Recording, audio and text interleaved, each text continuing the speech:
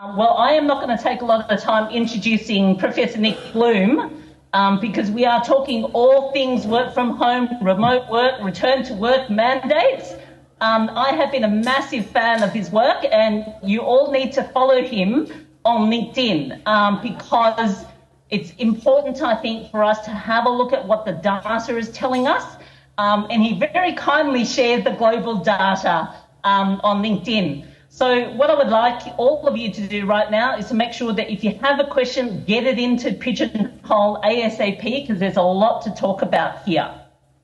Nick, it is symptomatic that I am interviewing you from Sydney, you're in San Francisco, and the event is in Melbourne. We've saved about 16 tonnes by not flying, and importantly, we've saved ourselves a whole lot of travel time. Nick, can I hand it over to you for your presentation? Thank you. Yeah, thanks very much, Megan. I have to say, I was teaching all day, so I couldn't have easily come over. So I will share my screen, and I'm going to be very data focused. As Ming mentioned, I'll share my slides afterwards, so you'll all have a copy of this. I'm going to talk about the future of work from home. Do two things. One, just give you some fact. Ming and I are having a great catch up earlier.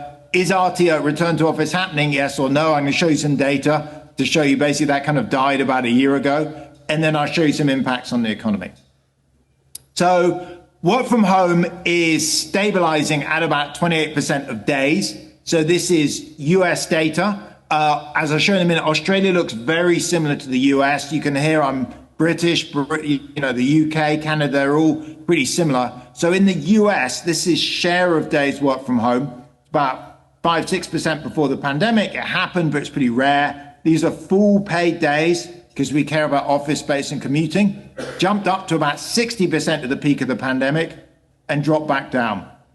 Critical thing to notice is it's basically been flat for the last kind of 15 months. So in blue is our own survey. We survey 10,000 Americans a month. Red is the census. They survey about 40,000 Americans a month. They both look the same. There has been a return to office, but it ended in end of 2022. So somewhere there is a tombstone saying RTO, rest in peace. It happened for sure, but it's not happening anymore. And another way to look at it is this office occupancy data. So this is a different data set, but it's basically the same story. It's from Castle. They provide security systems, and they are measuring swipes. So how many people swipe in unique swipes each day? They benchmark it against pre-pandemic. Early in the pandemic, basically no one's in the office. You can see it was rising. By the beginning of 2023 in the US, office occupancy is at about 50% of pre-pandemic, and it's been very stable. You can see holidays like Thanksgiving and Christmas, but basically it's totally flat. So story one, yes, we've returned to the office versus 2020, but there's been really no movement on average in the last 15 months. What does it look like across countries? So we've surveyed 34 countries, which is the data I'm showing you now. I have different data on office occupancy across countries, shows a very similar picture. Basically, work from home is quite high in English-speaking countries. So Australia, New Zealand, Canada, UK, US is pretty high. I have a separate paper looking at, I think a lot of it comes down to, honestly, cultural reasons. Happy to discuss it, separately, but that really where these countries stand out. Europe's kind of lower, kind of Australia, I'd expect 1.5 days a week on average working from home. Europe's like 1.7, 0.8. South America's, similar. Asia's lowest of all. So for folks that, have exposure to Asia, multinationals, they have had a more full return to office. It's not complete, but certainly it's a very different story. An issue that comes up is, pretty obviously not everyone can work from home. In fact, most people can't. So what we see is in developed economies like Australia, UK, US, Canada, about 60% of people can't work from home at all.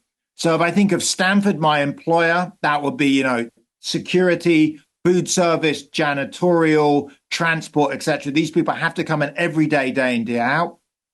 Next biggest group is probably everyone listening. It's hybrid professionals, managers, my MBA students, exec ed, undergrads all sit here. Typically, the kind of vanilla version would be in the office Tuesday, Wednesday, Thursday, work from home Monday, Friday. And then there's about 10%, the smallest group, that are fully remote. They're a mix. Mostly it's things like IT support, payroll, finance, some contractors. There's also some high-end coders. If you come out to Silicon Valley, there's a lot of tech firms that are fully remote, but outside of that, it's mostly more back office support roles with some creative roles. This also varies massively across industry, enormous variation.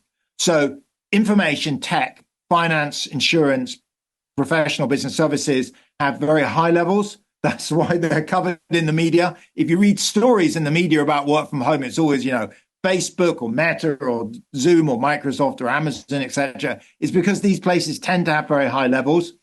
If you go down to the bottom, places like hospitality, food service, transportation, a lot of folks actually I engage with quite a lot because, for them, it's a real issue. The front line's going in every day. What should I do about the headquarters? In these industries, you have much lower levels of work from home. Even in headquarters, it tends to be lower. They still have some working from home, but maybe it's just one day a week because they feel like headquarters has to be kind of on the same wavelength as the frontline staff. And that's most of the organizations saying food service. Why has it ended up this way? Why has it ended up that basically hybrid is dominated? So I'm guessing most people in the room, I by now in US globally talked to maybe 1,000, 2,000 managers and firms, just a huge number of companies, and hybrid has become totally dominant. So the Flex Index reports for the 2,000 largest US companies, something like 90% have hybrid patterns for their managers and professionals. So really it's a trade-off between two factors, happiness and productivity. And I'll just go through these. And happiness you can think of in money terms, in terms of recruitment and retention. So first fact on happiness, employees value hybrid, so the ability to work from home 2 to 3 days a week, the same as about an 8% pay increase on average.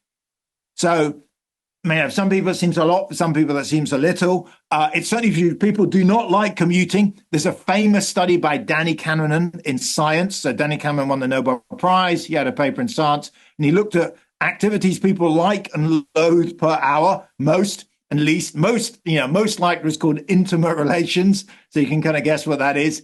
The second most hated was work. I would say that's why you have to pay people to do it, but people don't like, work on average. The most hated activity per hour is commuting. People actually really hate commuting.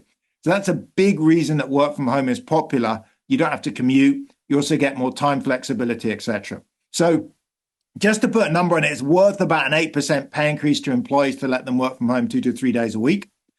One way to look at that in action is a randomized control trial I ran on trip.com. They're one of the world's big travel agents. They have about 40,000 employees. We took two divisions and we randomized whether they had to come in 5 days a week if you had an even birthday, so you're born on the 2nd, 4th, 6th, 8th of the month, or you got to work from home on Wednesday and Friday if you had an odd birthday. And we tracked these employees for 2 years. What did we see? Well, first of all, we saw no effect on performance at all. So lines of code written, promotion rates, performance reviews, the text of performance reviews, you just did not see anything at all. It wasn't better, it wasn't worse. Hybrid seemed to be kind of flat on productivity.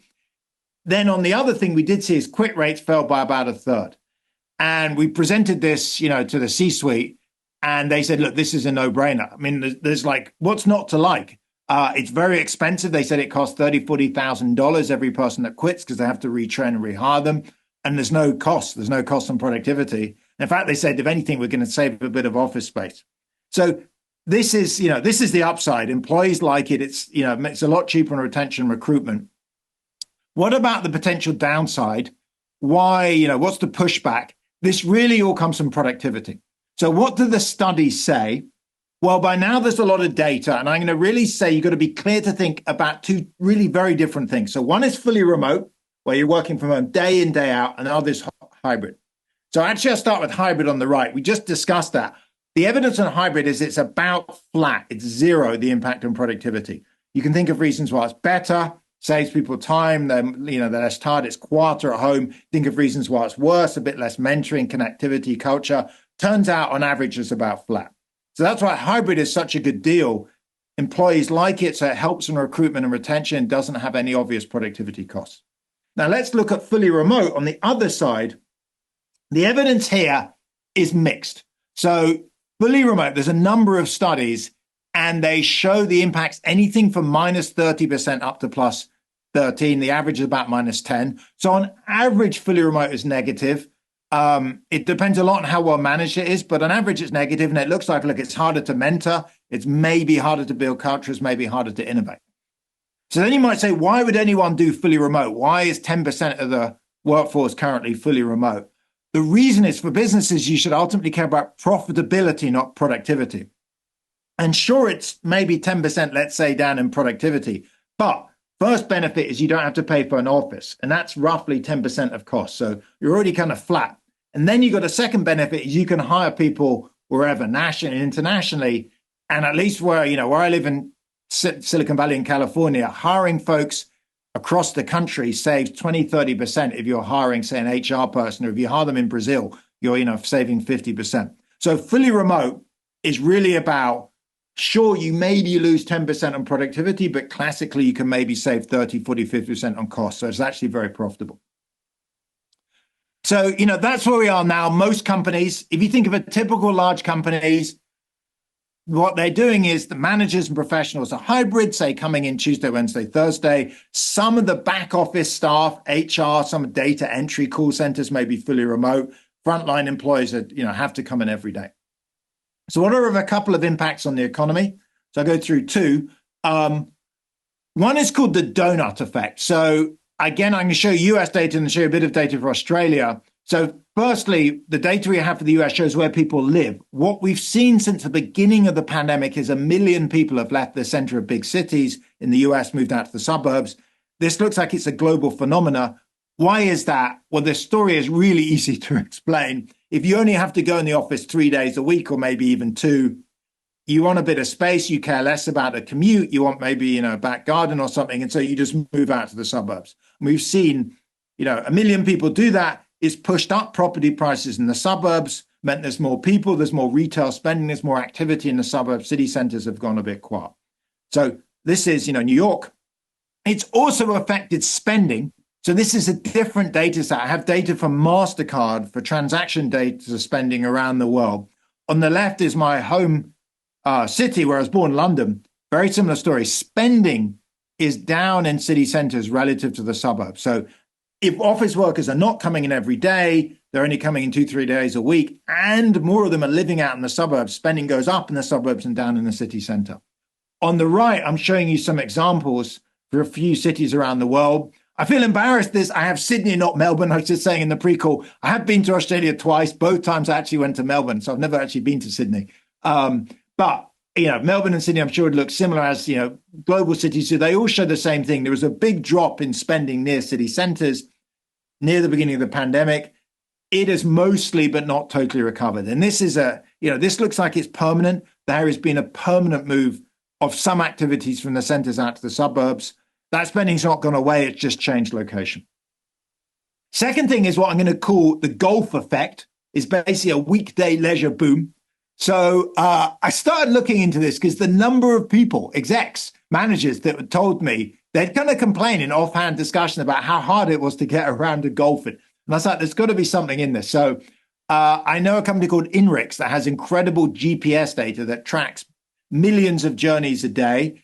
And so what we did is we looked at how many people have journeys to golf courses in the US. We can identify about 3,000 of them by satellite, have journeys between 2 to 6 hours. That's basically a pretty good guess of someone playing golf. Nobody walks or bikes to a golf course. They all drive. What you see is in 2019, people played golf basically on Saturday, Sunday, a little bit on Friday. 2022, it's just like full every day. So like golf courses have become packed. And if we go down to the hourly data, this is Wednesday. This is the middle of the day. If you look in 2019, there's a bit of golf going on in the morning, but basically people are clearly leaving for work and it's kind of quiet and that's it. If you look in 2022, it's basically jammed all day. The only reason it's low in the middle of the afternoon is in the south. It's just so hot. You can't play in the afternoon in the summer. But this tells you that what's gone on is work from home has also changed the entire leisure market.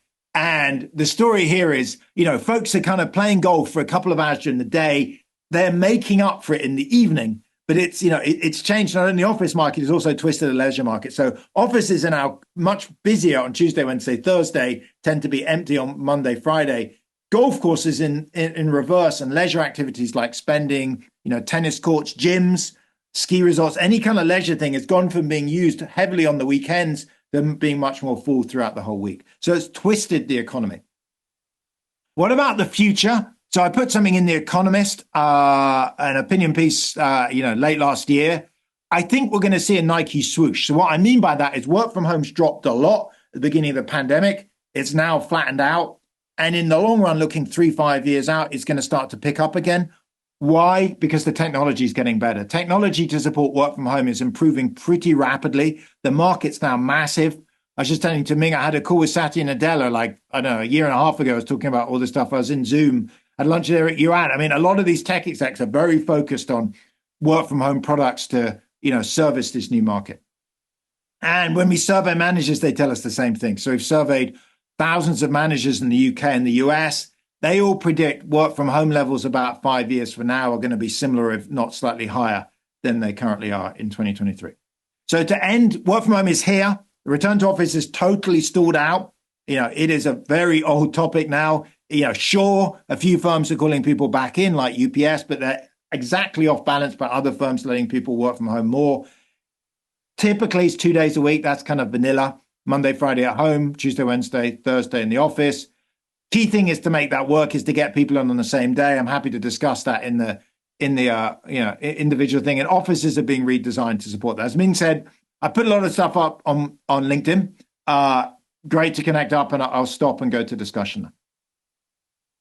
Thank you so much, Nick. It's interesting you talk about the technology side of work from home or work flexibly. I think I saw some stat about IP around work from home and how much work is actually being done on it, and the IP market around that is going through the roof. So there's a lot of investment to actually make it more productive.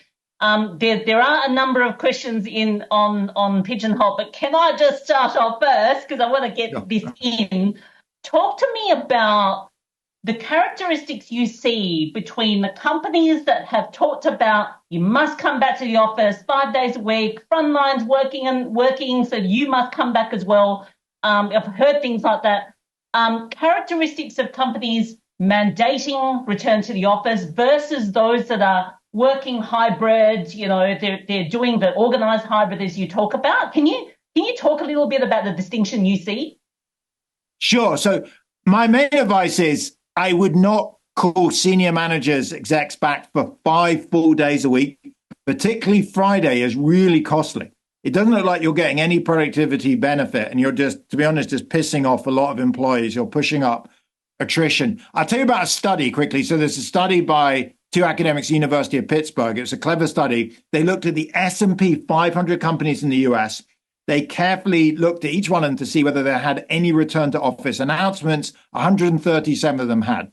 They looked at what happened. They had 3 findings.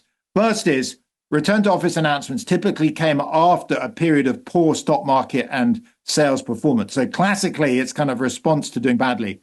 Second is they actually went to Glassdoor and they looked at Glassdoor employee evaluations. Employees were not impressed in the sense that their response of, how much they like the company, their views of work-life balance, and interestingly, their views of management's ability all tanked after the return to office announcement. Third finding is after making the RTO announcement, performance didn't change. It didn't get better, didn't get worse. That was both profits and also stock performance. So my reading of that is if you look at what UPS did a couple of weeks ago, is a lot of it is, UPS had horrible performance running up to that announcement. They were down versus the S&P 500 by 50%. And, the CEO is in hot water. And it's like, okay, one final throw of the dice, let's call a big RTO announcement. That kind of crowds out the news. But if it were my company, I'm involved in an investor in and, an advisor to a bunch of companies. I get hybrid. I'm not against hybrid at all. And you can argue 2, 3, 4 days a week in the office. And that's kind of a strategic choice and there's ups and downsides. 5 full days for managers and professionals is a big push. And you just really upset people. I don't know if you're noticing, but Goldman's and Tesla and a bunch of these companies are still struggling to do it. It's not just they announce it. You announce it just doesn't happen. It because it's, middle management say like, this is killing my team performance. So they just don't enforce it. So it makes execs look really bad because they announce something that brings loads of unpopularity on them. The media jumps on them, calls them old fashioned, and then nothing even happens. So I would just stay away from it. Like 4 days you can defend maybe, but 5 is, I think that's really hard to defend. Yeah, I think it's interesting because it feel like some of the mandates, and you talk about the poor performance you see for some of these companies mandating this return to office. It sort of goes back to this, flexible workers are really lazy. Like they're the reasons why, profitability is not great. And you can throw the dice at that, but eventually it sort of comes home truth. And certainly the research we have in Australia is that will show that flexible workers are just as hardworking, effective, innovative, all that sort of stuff. We debunk the myth around lazy flex workers, but there seems to be still that myth we have in our head that if you're working flexibly, you're not working. I did want to ask you about that golf effect because that was fascinating. What I do notice I've always advocated for flexibility because then it means you're including more people in the workforce just because they're having to manage their life. That I can now go down in my lunchtime, I can put the dishwasher on, I can do things around the house whilst I'm still working, which means that I free myself up on the weekend, not just to do chores, but to do other stuff. So I feel like personally, I am more productive, but the company may not necessarily see that. And that's certainly in the in CEDA's research, which we've also just released. Should companies care about the fact that me as a worker, I'm actually more personally productive, even though your data shows that, hey, net, I'm actually not seeing any difference? I mean, companies ultimately care about profits, and I get it, and it makes sense to aim for it. My biggest takeaway from the golf effect is you do want performance management, particularly for people that are hybrid or fully remote. So I actually interviewed Marissa Mayer. If you remember her, she's the CEO of Yahoo around the incident in 2013 of banning work from home. And she said, look, basically, I've heard this story. I must have heard this story like 50 times by now. When people are in the office, if they're in there full time, you can see they're kind of working. You can walk by other at their desks, typing away, and when you walk by, is it on Excel or Word, or is it on, Champions League or Netflix? Or it's like kind of obvious. And she said, look, it's not great management. It's 4 out of 10 or 5 out of 10, but it's livable. I'm going to get away with management by walking around. The problem is if I'm at home, meaning if you're my boss, you've no idea, you can't really watch my inputs. So the critical thing is you need performance management systems. So, Nick, there is your objectives for the day, for the week. Here are your 360 review we're going to give you. I used to work in McKinsey, for example, and they had pretty good performance management systems. I thought, they worked reasonably well. So once you have that, if you're my boss, if I want to go play golf between 10 a.m. and 12, you should think, fine, as long as you make your work up in the evening, because that's one of the benefits for me. And I'm happy and I'm more likely to stick with the company and I get my work done. So the golf effect, I think, is critical. That you do need management practices. They need to be performance output based, outcomes based, rather than inputs as in desk watching at home. But otherwise, yes, it works very well. And with that, it turns out to look like it's really quite productive. And do you think there's been enough focus on the change in leadership style and, outcomes focus, as you've just talked about? We don't hear a lot about that. It seems to be that, I've led in a time when everybody was in the office, so you must go and do the same thing because that's how I led. But if our people are telling us that they want to work differently and they are more productive one way or another by working in a hybrid or even remote in some circumstances, is there enough to ensure that hybrid, organised hybrid or remote work is successful? Because it is. I think it's possible.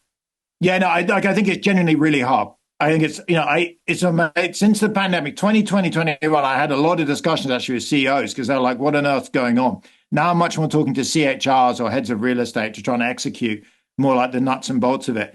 Of the companies that I'm involved in, a few of them are tiny startups. And look, you have, 330 somethings with 20% equity, and it makes sense they're fully remote. But the larger ones, if it were me, and like what Stanford does, we have hybrid and people come in 3 days a week. I totally get there are some things that are better in person, like mentoring is easier, some culture building, some innovation. You just don't need to come in every day. Some other companies, they're more tech firms, will have instead events. So they say, look, you can be remote, but every 6 weeks, we're going to get you together for 3 or 4 days. But, take Stanford, we basically, a typical plan, if it were my firm, would be Tuesday, Wednesday, Thursday. Everyone comes in, you're there together. Because the thing you want to avoid is telling people choose your 3 days. Because then you come in Monday, I'm in Tuesday, you're in Wednesday, and it doesn't really achieve what you want. So what I call organized hybrid is maybe team by team or the company coordinates on, say, 2 or 3 days a week, and people stick to that. They come in. That seems to work best. Yeah, I certainly have been starting to talk to people about social capital. As an employee, as leaders, what social capital do we actually build with our teams, our teammates, etc.? We don't really measure that. So what I've seen work, certainly in the organisations I'm connected with, which are very IT, technology sort of focused, they come in, work anywhere, basically, but come in for the moments that matter. Come in and train together. Come in, every quarter so you can actually socialise with your team, other teams, etc. Because then you build social capital so that when then you're at home or wherever you're working from, you have an issue, you scrum in effect online because you have those relationships. Are we? There's a question here in terms of limiting. There's a limit to our ability to conduct studies, and it's hard to measure how productive knowledge workers are. What advances do we need to have in this? What's the better framework for measuring productivity? That's a great question. I mean, there's very nuts and bolts. So, some studies say look at call centers. So call centers are very narrow. I agree. It's only one industry, only one activity. But you can, A, quality assess calls. Call centers typically audit 1% randomly. And B, how many calls. So I've looked at some call center data. Call centers is an industry that's perfectly set up for fully remote. Like no one, you just don't need to be. Anyway, in that industry, you can see very large increases. Computer programmers, lines of code is not a perfect metric. I'm aware you can write a lot of junk lines of code, but often in product shipped. Performance reviews for whole companies. I actually just put something out yesterday that the Financial Times, in fact, Australian, Polita Clark, she's one of the columnists for the FT. She covered it on the Financial Times, 2 days ago, where we looked at 1,500 companies. We looked at productivity based on accounting data. So basically value added or sales minus cost over capital. And that is higher for somewhat more remote companies. So I agree it's hard to measure it. There's issues over innovation, short and long run. My view is probably fully remote may have some cost on productivity, which you may more than offset with, cost savings. So one reason, fully remote does have a sting in the tail, I think, certainly for the entire company, but it's a lot cheaper. Hybrid looks like on a lot of different metrics I've seen, there's not a particular downside. There's not an upside either. So, you're not doing hybrid to juice more productivity. You're basically doing because it cuts attrition rates by 20, 30%. And every person that quits is very expensive for the business. Yeah, it's interesting when you talk about call centers. Certainly on Telstra, we've got all of our call centers in Australia. So but you can work anywhere in a call center. Certainly in the insurance industry, though, we have circumstances where call centers have to deal with quite tricky, complex and quite emotional issues where I can see it may be better to be together as a team physically because you need that support from your teammates. But by and large, like if you're just a normal call center, what we're seeing is that it really doesn't matter. And if anything, as you say, our employment pool is so much bigger when you can employ them from anywhere. And it's, hard finding all the great talent at the moment. So having the bigger employment pool is helpful when you're trying to fill that space. Talk to me about training for junior and staff, right? Because I always hear, no, we need those water cooler conversations because that's how you learn. You learn by listening to the guy sitting in the cubicle next to you and you hear the conversation. And we're missing some of that for some of the junior graduate type of stuff. What have you seen that works, that overcomes that must have the water cooler conversation to learn, especially if you're a junior or a grad? So first, I think that is true. I support that. So I'll give you a couple of data points or issues that come up. One is it's very interesting. If you look in the data, people in their 20s actually have the highest preference to come into the office. So when we surveyed them, folks in the 20s, particularly think at 21 to 25, their preferences are typically to be in 4 days a week. Why? Because they want to get mentored and they're aware that it's easier in person. They're also social. And finally, their flats or apartments are like not great. I mean, they don't particularly want to, it's four of them, so it doesn't work. The problem in a lot of organizations is 30s and 40s.